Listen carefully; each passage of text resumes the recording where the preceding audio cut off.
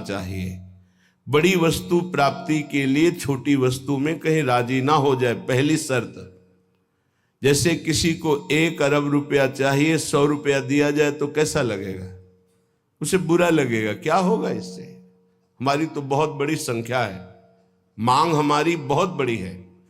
ऐसे ही भगवत प्रेम प्राप्ति के मार्ग के उपासक को ब्रह्म पद, देवराजेंद्र का पद और सम्राट पद, योग की सिद्धियां और मोक्ष पद, ये भी बहुत ऐसे लगता है 100 रुपये के समान। 1 अरब की प्राप्ति वाले को जैसे 100 रुपया, ऐसे ही प्रेम प्राप्ति वाले को ये सब लगता है। इसलिए कह रहे मुझे ये नहीं चाहिए। दिए मानम न गृहणंति, देने पर भी वो नहीं लेते। बिना मत सेवनम जना, बिना मेरी सेवा के वो ये परम पद भी नहीं चाहते, मोक्ष भी नहीं चाहते। इसलिए पहले तो उपासक को यह समझना है कि हमें चाहिए क्या। भोग मिला, भोग भोग लिए, जैसी वृत्ति हुई वैसे ही चल दिए, जैसा मन आया वैसे ही क्रीड़ा कर रहे हैं। तुम्हारा लक्ष्य क्या है? प्रेम। इतना महंगा है प्रेम, प्राण दिए यह प्रेम न पइए, ऐसो महंगो आय सखीरी। तुम इतने सस्ते बिक जाते हो। रसेंद्री के भोग, जनेन्द्री के भोगों में अपना लक्ष्य भूल जाते हो। तुम प्रेम प्राप्ति कैसे कर पाओगे? जो भूमा सुख का अधिकारी बनना चाहता हो, अल्प सुख का त्यागी होता है। जो अल्प सुख में रमण करने लगता है, भूमा सुख के अधिकार को खो देता है। भूमा सुख परमात्म सुख। जिसकी बुद्धि इतनी प्रवीण है कि हमारा लक्ष्य है प्रेम, तो प्रेम के आगे कुछ नहीं, कुछ नहीं चाहिए, प्रेम चाहिए। वो उपासक बिना किसी हिचक के, बिना किसी भय के, बिना किसी प्रलोभन के वो भगवत प्राप्ति कर लेता है। वो प्रेम प्राप्ति का बस दृढ़ निश्चय चाहिए। फिसलना नहीं है, ये ले लो, ये ले लो, नहीं नहीं, मेरा तो लक्ष्य प्रेम है, इससे क्या होगा। पर ऐसा नहीं है। वो प्रेम तो बाद में मिल ही जाएगा, पहले हमें भोग भोग लेते हैं। बस यही त्रुटि जीवन को नष्ट कर देती है। यही कमी हमारी हमको आगे नहीं बढ़ने देती। नहीं, परमार्थ में थोड़ा भी नाम जप करने वाला, थोड़ी भी साधना करने वाला, उसको अनुभूतियां होने लगती हैं। चल चला चल राह में अनुभूतियों का ले सहारा, कौन तेरा साथ देगा, व्यर्थ में किसको पुकारा। परमार्थ के पथिक का कोई और साथ नहीं देता, उसकी अनुभूतियां साथ देती है। पर अनुभूतियां हैं नहीं तो धन साथ देगा, व्यक्ति साथ देगा, शरीर साथ देगा, रिश्ते नाते साथ देंगे। ये सब काल के गाल में दबे हुए हैं, ये क्या साथ देंगे। कालातीत पुरुष हमारा साथ दे सकता है, वह भगवान, वह भगवान के प्रेमी जन। इसलिए बहुत सावधानी पूर्वक सत्संग सुने और इस जीवन का चरम लक्ष्य है प्रेम। उस प्रेम को हम प्राप्त करने के लिए कमर कसें। क्या ये संतों के पास नहीं जा सकते? क्या इनका अधिकार भगवत प्राप्ति नहीं? नहीं, इनके मन में भगवत प्राप्ति की कहीं किंचन मात्र लालसा नहीं। पद और प्रतिष्ठा, भोग और ऐश्वर्य, नाम और कीर्ति, बस इतना ही लक्ष्य है। इसलिए प्रेम मार्ग के उपासक को कभी इनका संग नहीं करना चाहिए। हां, कोई महाभागवत और पद पर विराजमान और भगवत भजन में लगा हुआ, भगवत प्राप्ति की लालसा वाला, उसका हृदय से स्वागत करना चाहिए। ऐसा नहीं कि कोई हो ही नहीं सकता। अम्बरीश जी महाराज चक्रवर्ती, सम्राट और महाभागवत, बड़े बड़े महाभागवत राजा हुए। दशरथ जी महाराज चक्रवर्ती, सम्राट, ऐसे महाभागवत कि भगवान उनके पुत्र श्री राम के रूप में आए। तो जो भगवान से विमुख है, केवल पद का ही अभिमान रखता है, राजपने का अभिमान रखता है, भोग ऐश्वर्य में घमंड में है, ऐसों का संग कभी भक्त को नहीं करना चाहिए। अभिमानिन ते न्यारे, भूत भविष्य लोक 14 में भये होए हरि प्यारे, 300 व्यवहार हमारो, अभिमानिन ते न्यारे। किमनो भूपई, मुझे क्या प्रयोजन है। एक ब्रज के भक्तों के चरित्र में आता है एक संत की कुटिया पर राजा दर्शन करने के लिए गए, तो वो भिक्षा मांगने गए थे। दूर से उन्होंने देखा बड़ा राजा का वैभव, हाथी घोड़ा सब। लोगों से पूछा है क्या है? बोले राजा दर्शन के लिए। भागे और गांव में गए और कहा हमारी कुटिया में आग लग गई है, जल्दी बचाओ, जल्दी बचाओ।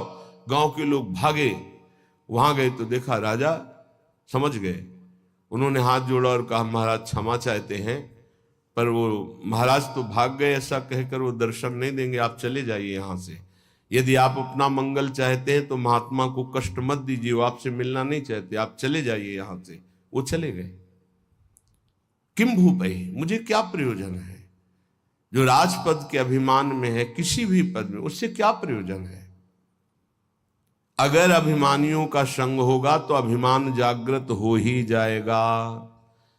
अभिमानियों का, पदाभिमानियों का संग होगा तो भगवद आश्रय छूट ही जाएगा पक्का।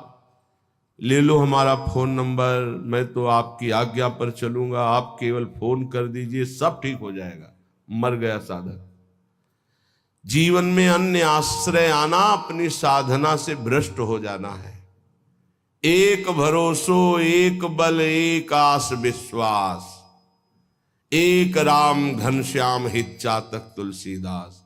एक ही भरोसा, एक से ही आशा, एक से ही विश्वास, एक से ही संबंध हमारा मात्र आराध्य देव, बस। अन्य का कहीं आश्रय हुआ तो उपासक गिर जाएगा, पक्का गिर जाएगा, और गिरते हुए देखा है। श्रीपाद प्रबोधानंद जी महाराज कह रहे, नु देवादि भिरवा, मुझे इन देवताओं से भी क्या प्रयोजन है? श्रीमद् भगवत गीता जी में भगवान कहते हैं भूतों को पूजने वाले भूतों को प्राप्त होते हैं, देवताओं को पूजने वाले देवताओं को प्राप्त होते हैं। तो देवलोक स्थायी लोक नहीं है, स्वाप्निक है। देवादिभिर्वा स्वप्नैश्वर्योत्फुल्लित। जैसे स्वप्न में आप पहुंच गए, बहुत सुंदर मकान, बहुत सुंदर सुंदरियां, भोग, ऐश्वर्य, जब जगे तो कुछ नहीं है, ऐसे स्वप्न का विलास स्वर्ग है। एक अच्छा सुखद स्वप्न, जहां पुण्य खत्म हुए, मृत्यु लोक के विसंति, आंख खुला, कुछ नहीं। इसलिए मुझे देवताओं से भी क्या प्रयोजन है? क्या दे देंगे? क्या भगवान की प्राप्ति करा सकते हैं? क्या भगवत प्रेम दे सकते हैं? नहीं दे सकते। इसीलिए कहा गया बड़े भाग मानुष तन पावा, सुर दुर्लभ सदग्रंथन गावा। ये देवताओं को भी दुर्लभ है मनुष्य देव, क्योंकि इससे हम भजन करके भगवान को प्राप्त कर सकते हैं, वो नहीं। श्रीपाद कह रहे शून्यावलंबीर, कुछ आराधना करने वाले ऐसे हैं कि शून्य की उपासना करते हैं। अरे ध्यान ही करना है तो सच्चिदानंद भगवान के नाम रूप का ध्यान करो, समय सार्थक हो जाएगा। किम वैष्णवैर वापी, वैष्णव धाम वैकुंठ से भी हमारा क्या प्रयोजन है? ये तो सखाओं को पसंद नहीं आया। जब सखाओं ने जाना, नंद बाबा को वरुण के पार्षद ले गए थे, और श्री कृष्णचंद्र जो जब उनको मुक्त कराने के लिए गए, तो जो लोकपाल वरुण ने साष्टांग दंडवत की और अर्घ पूजा और उपासना, वो नंद बाबा ने देखी। मेरे लाला को बड़े बड़े देवता लोकपाल दंडवत कर रहे हैं। और स्तुति जब की तो सुना नंद बाबा ने, तो आके ब्रजवासियों से बताया मेरा लाला तो भगवान है। सखाओं ने कहा क्यों कन्हैया तू भगवान है? बाबा कह रहे थे तू भगवान है। तो भगवान है तो वैकुंठ दिखा। भगवान श्री कृष्णचंद्र जो मुस्कुराए अपने भोले सखाओं की बात सुन, तो ये ब्रह्म हृदय है, स्नान करो इसमें, फिर हम तुम्हें वैकुंठ का दर्शन कराएंगे। जीव ही डुबकी लगाई, पहुंच गए वैकुंठ। वहां भगवान की दिव्य चतुर्भुज पार्षद और दूर सिंहासन में इंद्रनीलमणि कांति चतुर्भुज भगवान श्री के सहित विराजमान है, लक्ष्मी जी के सहित विराजमान है। वो कांप गए वैभव देखकर। पार्षदों ने रोक दिया। अरे बोले मुझे ऐसे के पास जाना ही नहीं, मेरा कन्हैया तो सिर्फ मेरा है। और एकदम व्याकुल हुए, कहा नहीं चाहिए मुझे वैकुंठ। और डुबकी से बाहर हुए, देखा मेरा कन्हैया मुस्कुरा रहा है, बोले प्रभु चरणों में गिर गए, कहा कभी वैकुंठ मत भेजना, मुझे ऐसे वैकुंठ में नहीं जाना जहां आपसे इतनी दूरी हो, जहां ऐसा वैभव नहीं, मेरा कन्हैया जिसके साथ हम खेलते हैं। तो ये तो सखा भाव की बात है, फिर ऊपर के भाव में कौन स्वीकार करेगा ऐसे वैभव को? वैकुंठ के भी वैभव को नहीं स्वीकार करना, ना श्रीमत, ना किसी वैभव ऐश्वर्य सिद्धियों को स्वीकार करना। तब वृंदा कानन एकांत भाजाम, तब वृंदावन के एकांतिक प्रेम की प्राप्ति होती है। एकांतिक, प्रिया प्रीतम, श्यामा श्याम। तो अभी आप कह दो मुझे मोक्ष नहीं चाहिए, वैकुंठ नहीं, 500 रुपया में प्रभु को भूल जाते हो, वैकुंठ की बात करते हो। मोक्ष जानते हो किसे कहते हैं? अभी जाना ही नहीं मोक्ष किसे कहते हैं। जरा से लौकिक सुख में तो घुटने टेक देते हो, मोक्ष सुख के त्यागी कैसे हो गए? ये जो त्याग की बात है, ये उन भजनानंदियों की जिनकी स्थिति में आ चुके हैं, वो चाहे तो वैकुंठ मिल जाए, चाहे तो योग की सिद्धियां मिल जाए, चाहे तो मोक्ष मिल जाए, वो उनका त्याग किए हुए हैं। पहले मर्त सुखों का तो त्याग कर दो, मृत्यु लोक के सुखों का तो त्याग करो अंदर से, तब ऊपर के सुख अपने आप तुमको दिखाई देने लगेंगे। श्रीपाद कह रहे हैं, शम सर्वेशाम प्रयासेन दात्री द्वित्रैकांति प्रेम पात्रैक पात्री आनंदात्मा शेष सत्वा निधात्री श्री वृंदाटव्यस्तु मेंधस्य धात्री। आयास प्रयास से जो सुख मिलता है वो अल्प होता है। जो आप प्रयास करते हो उसे कर्म कहते हैं। कोई भी कर्म प्रारंभ और अंत वाला होता है, तो किसी भी कर्म का फल अनंत नहीं हो सकता। वो प्रारंभ और अंत वाला ही सुख देगा। अनंत सुख की प्राप्ति कर्मों से नहीं होती, कर्मों के त्याग से होती है। जो अपने साधन का भरोसा नहीं रखता है, इष्ट का भरोसा रखता है और खूब साधन करता है, ये दो बातें समझ में नहीं आएंगी। जब हम अहम से साधना करते हैं तो साधना का सुख भोगते हैं। आज हमने परिक्रमा की, आज हमने ये किया, आज हमने ये किया, वो अहम हर्षित होता है, हर्षित होता है। ये भगवत प्राप्ति नहीं करा पाएगा, क्योंकि जब तक अहंकार है तब तक भगवत प्राप्ति नहीं होती। इसीलिए सर्वेषु साधन वरेश चिरम निराशा। साधन हो रहा है पर मुझे कृपा का भरोसा है लाडली की। ये प्रायः साधक ना समझ पाने के कारण कहते हैं जब कृपा से हो जाएगा तो साधन करने की जरूरत क्या है, तो असाधन करोगे। तो कृपा प्राप्ति के लिए मन कर्म वचन छाण चतुराई भजत कृपा करिए रघुराई। मन कर्म वचन त्रिशुद्ध सकल मत हम श्री हित हरिवंश उपासी। वृंदावन में विराजमान सहचर्यों के मध्य में प्रिया प्रीतम की रात दिन सेवा भजन उपासना परिक्रमा ये सब कर रहे हैं, पर हमें भरोसा लाडली का है, अपने साधन का नहीं है। इस साधन से लाडली मिलेंगी ऐसा नहीं है, नहीं, ये तो सब हो रहा है उनकी कृपा से, पर मुझे भरोसा है मेरी लाडली अपनी कृपा से मुझे मिलेंगी। ये जल्दी समझ में नहीं आता, जब तक अहंकार है समझ में नहीं आएगा, आगे समझ में आ जाएगा। करते रहो, जब कृपा हो जाएगी, अहंकार गलित होगा, तब ऐसा अनुभव होगा। तो दुत्रैकांति, 2 या 3 ऐसे लोग पाए जाते हैं। भाव समझना, कह रहे पूरे विश्व में ये बहुतायत अंगुलियों से नहीं गिने जाते प्रेमी जन, जिनको न राजाओं से मतलब है न देवताओं से मतलब है। वो स्वाप्निक सुख जो स्वर्गलोक आदि के सुख है उनसे मतलब नहीं है, जो मोक्ष से भी मतलब नहीं रखते, जो वैष्णव धाम वैकुंठ से भी मतलब नहीं रखते, वृंदावन की एकांतिक कुंज में बैठे हुए श्यामा श्याम का जस गा रहे हैं, श्यामा श्याम के लिए रुदन कर रहे हैं, जिनका आयास प्रयास से प्राप्त होने वाले सुख की कोई आकांक्षा नहीं है, ऐसे दुत्रैकांति, 2 या 3, सरल भाषा में समझिए। जो कहो हरिवंश रस बिरलो समझन हार, एक दोई जो खोजिए पाई सब संसार। संपूर्ण संसार में एक दो है। एक बार भगवान वल्लभाचार्य जी से उनके एक प्रिय धनी शिष्य ने कहा, आज हमारी इच्छा है कि 100 विद्वान ब्राह्मणों को भोजन कराएं। बोले बहुत सुंदर, यदि एक 12 तिलकधारी कंठीधारी आचार्य परंपरा से युक्त वैष्णव को पवा दो तो 100 ब्राह्मणों को पवाने का फल प्राप्त हो जाएगा। ओहो, ऐसा वैष्णव की तो प्रभु हम 100 वैष्णव पवाएंगे।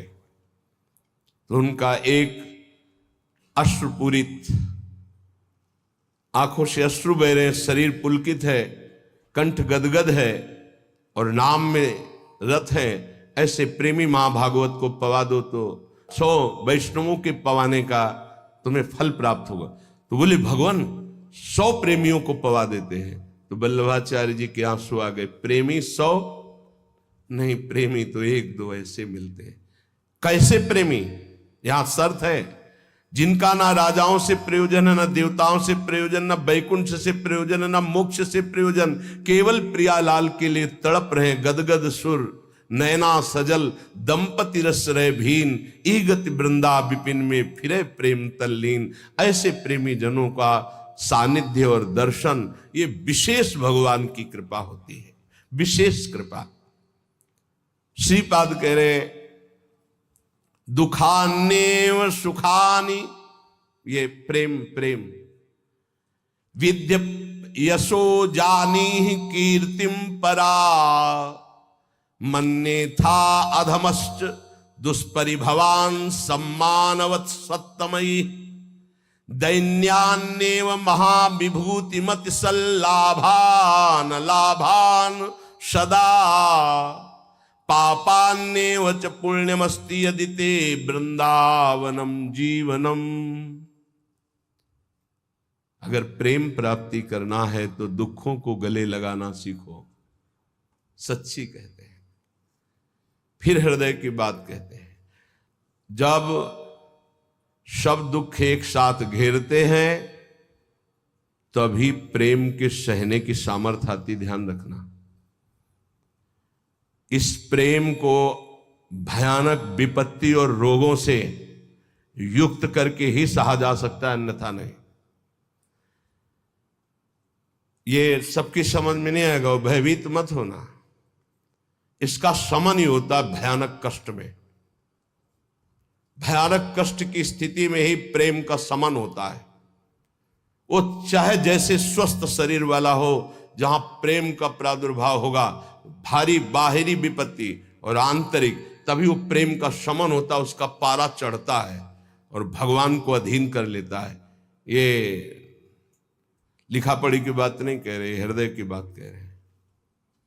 वैसे भी भगवान ने युधिष्ठिर जी से कहा, जिस पर मैं परम कृपा करता हूं उसका सर्वनाश कर देता हूं। चाहिए परम कृपा? जिस पर परम कृपा करता हूं सर्वनाश कर देता हूं, ये शब्द है। क्या सर्वनाश करता हूं? धन का अपहरण कर लेता हूं, स्वजनों का अपहरण कर लेता हूं, कोई उससे बात नहीं करेगा, किसी काम का नहीं रह जाएगा। तब उसका सीधा अर्थ भाव मेरे से होता है और फिर मैं उसे निहाल कर देता हूं। हिम्मत हो तो कूदो अखाड़े पे। नारायण अति कठिन है हरि मिलन की बाट, या में पग पीछे धरे प्रथम शीश दे काट। तो आप कहोगे फिर भक्ति करना ही नहीं। यहां चरम सीमा की बात प्रेम की हो रही। श्री कृष्ण का प्रेमी ऐसा वैसा नहीं होता, टिकुली बुंदा वाला नहीं होता, चूड़ी घांगरा वाला नहीं होता, वो परमहंस होता है। इनसे श्री कृष्ण रीझने वाले नहीं। चमड़े की चिकनाहट से अज्ञानी रीझता है, ज्ञानी नहीं, वो तो ज्ञान समुद्र है, सच्चिदानंद। ये जो बहुत बुरी तरह से है, अब वो तो अपने सब दर्शन होते हैं। जब सुबह मंगला में आते तो सब प्रकार के भगवान के दर्शन होते, विराट रूप के, छोटा बड़ा मंझोला रुद्र प्रेमी सब तरह के दर्शन होते। तो उसमें जैसे अब वो जो लाल लाल ऐसे तो बहुत ही बुरा लगता है, ऐसे तो धो के मुंह खड़े हो जाते तो अच्छा लगता। अरे इस शरीर को सजाने से श्री कृष्ण मिलते हैं भैया। बढ़िया रज यमुना किनारे के मुंह में लगा के आते तो दर्शन मात्र से हृदय शीतल हो जाता, निष्पाप हो जाते हैं ऐसे दर्शन से। जैसे कुछ साधक ऐसे करके ऐसे दर्शन मात्र से निष्पाप हो जाओ, क्योंकि वो रज लगी जो शिव शनकादि की याचना करते हैं। कुछ ऐसे उपासक जिनको कहते हैं कि रज लगाइए मस्तक पर भर कर, तो उनको बेइज्जती लगती हो, ऐसे पतला और गोरा चिकना शरीर रख लो, इसको रखे रहना, इसकी दुर्दशा होगी। अभी नहीं मान रहे हो ना? नहीं, बाल तो नहीं मुड़वा सकते, बाल नहीं, एक भी शरीर का कोई अंश तुम्हारा ठीक नहीं बचेगा, आग लगा दी जाएगी इस शरीर में जितना दुलार करते हो। मान ले, अभी मान लो तो जान जाओगे तो पा जाओगे, फिर कुछ पाना बाकी नहीं रहेगा। मान लो इस चमड़ी और दमड़ी से जिसने अपनी प्रीति हटा दी वही प्रिया प्रीतम से प्रीति कर पाता है। रुपया, भोग, शरीर, यही बाधक है भगवत प्राप्ति में, यही समझना है। दुखान्य व सुखानि, इस मार्ग का उपासक दुख को सुख मान करके चलता है। ये बहादुरों का मार्ग है।